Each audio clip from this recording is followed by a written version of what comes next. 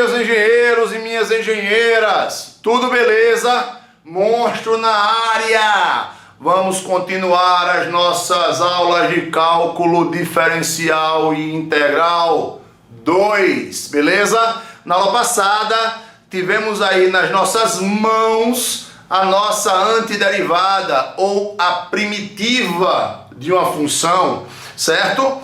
Hoje vamos começar a falar sobre a integral, ok? Que tem ligação direta com a primitiva, com a antiderivada. Mas para que nós possamos entender a integral conceitualmente falando, vamos primeiro para uma abordagem geométrica, beleza? Então é aquele momento em que você arregala o olhão, beleza? E vamos comigo para o quadro. Preste bem atenção, gruda o olhão aqui comigo, ó. Vocês estão vendo aqui do meu lado uma curva f de x e a área delimitada entre a curva e o eixo x, ela está sendo segmentada em retângulos, beleza?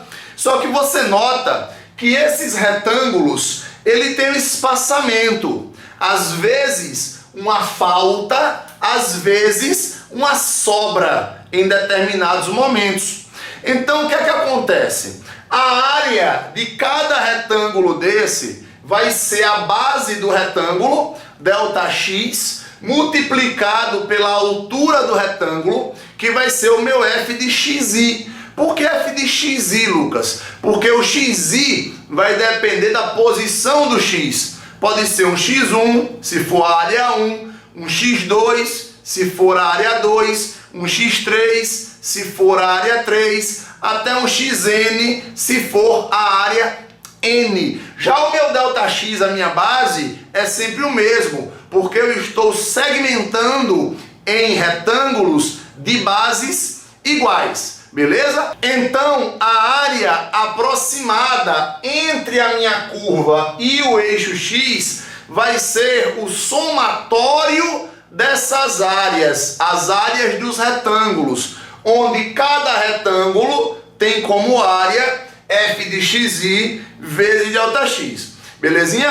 Agora, preste atenção aqui nessa segunda tela e vamos imaginar que eu estou pegando esses retângulos e reduzindo o ΔX, beleza? Então, quando o ΔX for cada vez menor, beleza? Eu aumento a quantidade de retângulos, diminuo o meu ΔX ao ponto que esse ΔX vai ser muito pequeno, mas tão pequeno que vai ser desprezível, e aí a área entre a curva f de x e o eixo x vai ser realmente toda essa área que está delimitada, sem excessos e sem falta, beleza? Daí a minha área vai ser o limite, quando n tende ao infinito, né? A quantidade de retângulos vai para o infinito, do somatório de f de xi vezes ΔX, f de xi a altura, ΔX a base,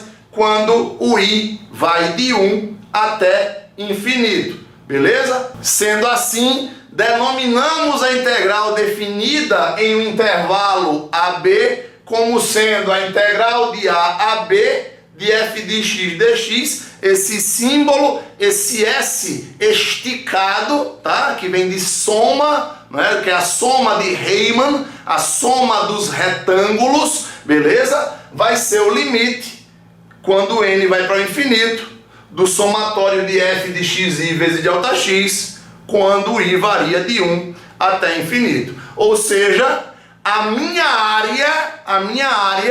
área da figura é exatamente o módulo da minha integral. Só que a área da figura só vai ser o módulo da minha integral quando o f de x for totalmente positivo para todo x dentro do meu intervalo, ou o f de x ele for completamente negativo para todo x pertencente ao intervalo. Ou o meu gráfico vai estar todo na parte de cima, ou o gráfico vai estar todo na parte de baixo. Mas por que, Lucas? Dá uma olhada nessa tela aqui agora, ó. Nós estamos vendo aqui um gráfico onde parte da área está acima e parte da área vai estar abaixo. O que é que acontece? Se a integral é o meu somatório, beleza? Ali é o somatório, não é a área. A integral é o somatório.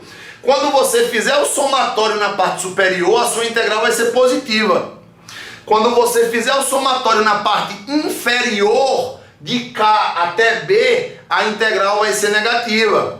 Se você soma essas integrais diretamente, a parte positiva e a parte negativa, parte dessa soma, ela vai se anular.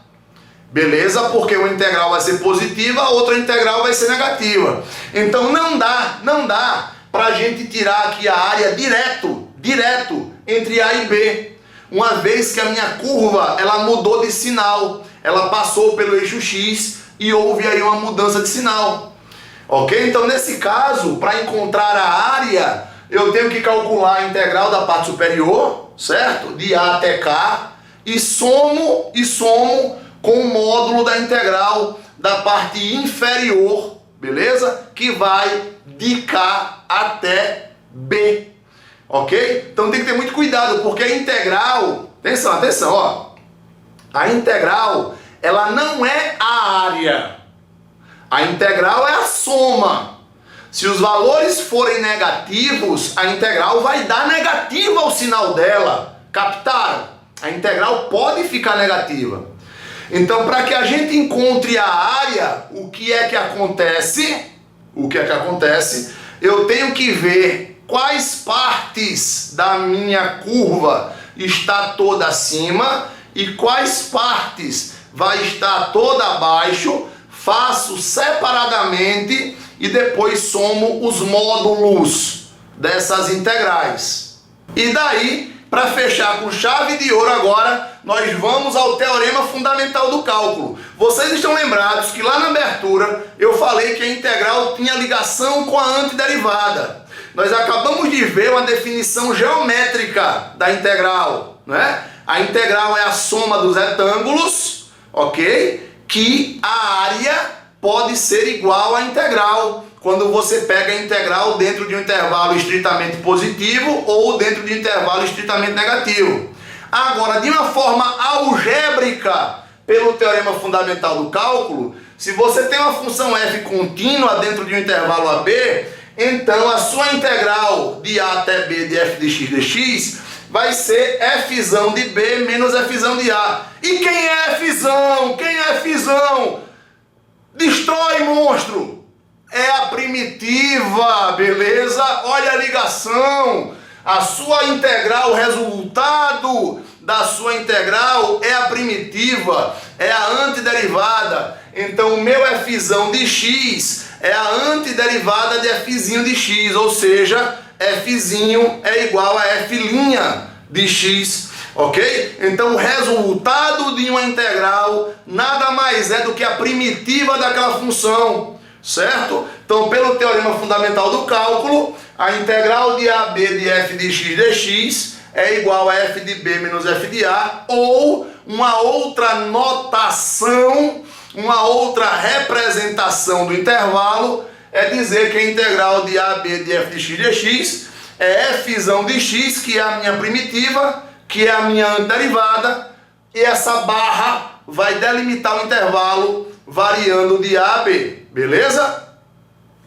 Tchau! Então olha só, galera, ficamos por aqui. Foi só uma introdução teórica, tá? Para que nós possamos dar boas-vindas à integral. A partir da próxima aula, o pau quebra! Questões até voar pela janela, certo? E com relação às áreas, né, que nós vimos a definição geométrica, não se preocupa.